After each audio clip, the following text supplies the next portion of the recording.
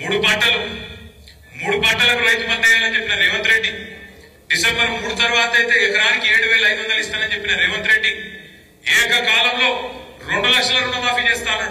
యాదికుందా మీకు? కేసీఆర్ గారు ₹1,00,000 రుణమాఫీ చేసిండు. ఆయన అనుకుంటాడు రైతులందరూ నాకే ఓట్లు ఎత్తారని. మీరందరూ కూడా కేసీఆర్ ₹1,00,000 రుణమాఫీ తీసుకున్న వాళ్ళు కూడా బ్యాంకు గురుకుర్రి, వెంబడే తెచ్చుకోండి, ఎంబడే నేనేస్తా, నేను ఎంబడే వస్తా, ఎంబడే సంతకం పెడతాను. ఇప్పుడు ఎంబడ పడుతున్నాడు, ప్రమాణ పత్రం రాయమని చెప్తున్నాడు. ఇప్పుడు మీకు రైతు భరోసా ఏడట. ఇలా కేబినెట్ మీటింగ్ ఉన్నది. నేను నిన్న అడిగిన రేవంత్ రెడ్డి, దమ్ముంటే చెప్పు అడిగిన.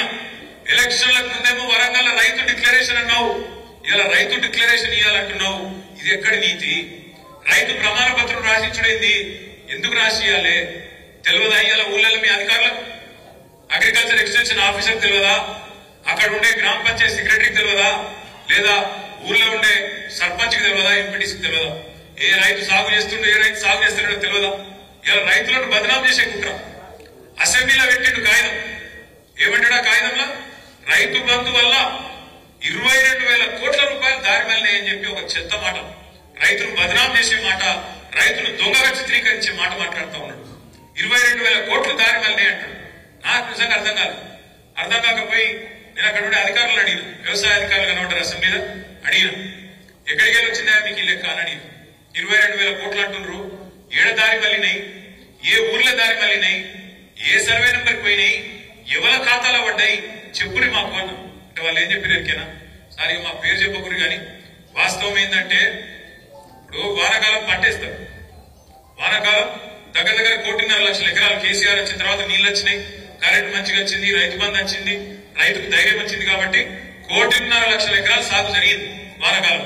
కానీ వానాకాలంలో పత్తేసిన వాళ్ళు, వానాకాలంలో కందేసిన వాళ్ళు రెండో పంట వేసే అవకాశం ఉంటుందా? వానాకాలంలో పత్తేసిన వాళ్ళు యాసంగిలో రెండో పంట వేసేందుకు అవకాశం ఉంటుందా?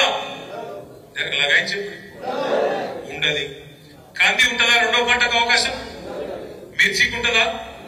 చెరుకుకుంటుందా? పసుపుకుంటుందా? ఉండదు. మరి ఇప్పుడు ఈర్నపల్లి మండలంలో పోడు భూములు ఉన్నాయి. ఆ పోడు భూములు ఎక్కడో జంగల్ ఉంటాయి. ఆ జంగల్ నుండే భూములల్లో నీకు ఒక పంట పండుడే కష్టం, రెండో పంట పడుతుందా?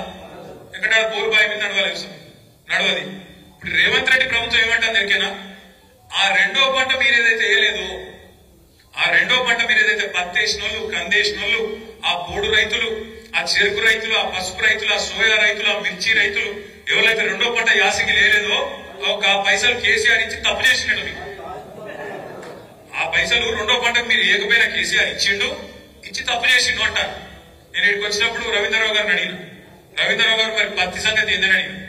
రవీంద్రరావు గారు ఏం చెప్పినట్టు, మాకు ఐసింగారంలో కూడా పత్తి వేస్తాం, కానీ పత్తి వేసి ఏరి మొత్తం తీసే వరకే, పంట తీసే వరకే 6-7 నెలలు అవుతుంది, రెండో పంటకు ఛాన్స్ ఉండదు.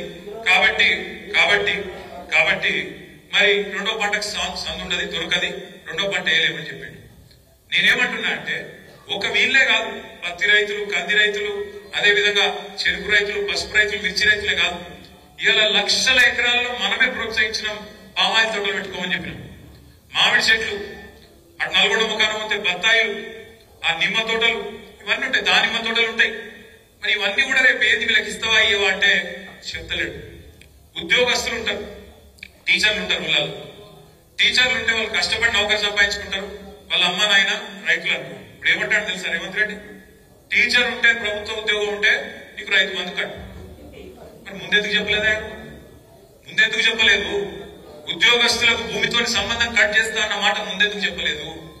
ఐటీ కడితే కట్టు, పాన్ కార్డు ఉంటే కట్టు, ఇక ఇది గిన్ని కట్లు. అందుకే ఇప్పుడు సీఎం అంటే చీఫ్ మినిస్టర్ కాదు, కటింగ్ మాస్టర్.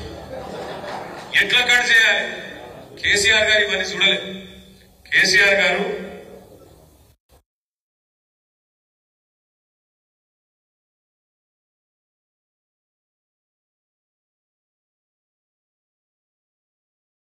నీళ్లు తేవాలి, గోదావరి నీళ్ళని తేవాలి, కృష్ణ నీళ్ళని తేవాలి, సిరిసిల్ల లెక్క, మన వేములవాడ లెక్క, మన మానకొండూరు లెక్క, ఈ హుస్నాబాద్ లెక్క ఈ ప్రాంతం మొత్తం కూడా కరువు ప్రాంతంగా, మెట్ట ప్రాంతంగా పేర్పడ్డది.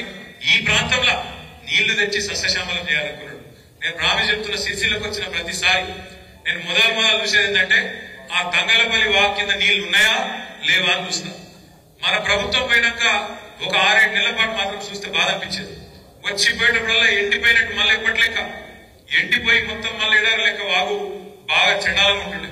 కానీ మళ్ళొక్కసారి నీళ్ళు వచ్చినాయంటే కేసీఆర్ పుణ్యం, కాళేశ్వరం పుణ్యం, సిరిసిల్ల ప్రాంతంలో రాజన్న సిరిసిల్ల జిల్లాలో ఇవాళ నీళ్లు దుంకుతున్నాయంటే ఖచ్చితంగా గోదావరి జలాలు ఇక్కడ దాకా వచ్చినాయంటే అది కాళేశ్వరం పుణ్యం. కానీ ఆ కాళేశ్వరాన్ని కూడా ఎన్ని రకాలుగా బదనాం చేసిన మీకు అనుకున్నారు. కాళేశ్వరంలో 1,00,000 కోట్లు కొట్టుకుపోయినాయి. మేడిగడ్డలో బర్రె పడ్డది. బర్రె మేడిగడ్డ బరాజు పడాలి, నీ పుర్రే పడ్డది. ఇలా పుర్రెలు సగం లేవు.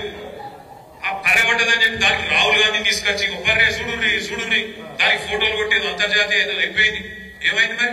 ఆడ భూకంపం వచ్చినా తట్టుకున్నది కదా, కాళేశ్వరం బరాజు తట్టుకోలేదా? మొన్న భూకంపం వచ్చింది అక్కడ మేడిగడ్డ కాడ, ములుగు జిల్లాల కింద సమ్మక్క సారక్క బ్యారేజ్ కాడ భూకంపం వస్తే కూడా 5.3 రిక్టర్ స్కేల్ మీద నమోదైతే కూడా ఏం కాలేదు. 28 లక్షల క్యూసెక్ల వరద వస్తే కూడా మేడిగడ్డ బరాజ్ ఏం కాలేదు. నాకెందుకు అనుమానం ఉంది, పక్కా చెప్తున్నా, ఇదివరకు చెప్పినా మళ్ళీ చెప్తున్నా. ఆ రోజు కూడా ఏదో ఇల్లే చేసిండ్రు అందరు. ఆ రోజు కూడా ఖచ్చితంగా దాన్ని ఏమో చేసిండ్రు. ఇలా కొంతమంది అక్కడోళ్ళు ఇక్కడోళ్ళు ఉన్నారు ఆ పార్టీలో. ఇప్పుడు కూడా ఎట్లనే చేసి కొట్టుకపోవాలని చూస్తాను. ఎట్లనే చేసి కొట్టుకపోవాలి, కేసీఆర్ చెడ్డ పేరు రావాలి. మళ్ళీ సంవత్సరం అయింది, ఎలక్షన్లన్నీ నడిచిపోయినాయి.